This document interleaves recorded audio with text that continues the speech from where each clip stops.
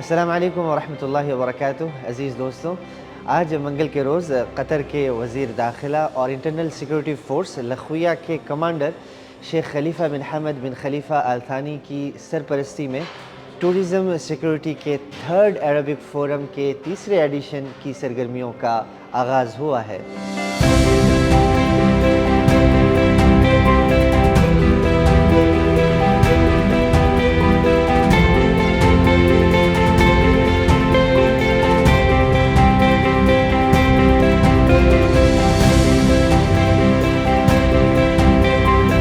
قطر وزارت داخلہ کے ٹورزم سیکورٹی ڈپارٹمنٹ کے ہیڈ فہد عبداللہ بوفیصل الدرویش سے میں نے بات کی تھی۔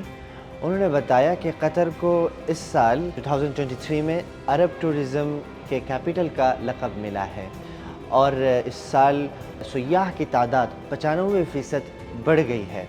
اسی طرح 2022 کے فیفا ورلڈ کپ کی جو تجربہ ہے اس کو لوگوں کے ساتھ شیئر کرنا چاہتے ہیں تاکہ مشترکہ تعاون کے ساتھ خلیج کے عرب کے ممالک اور بھی آگے بڑھیں۔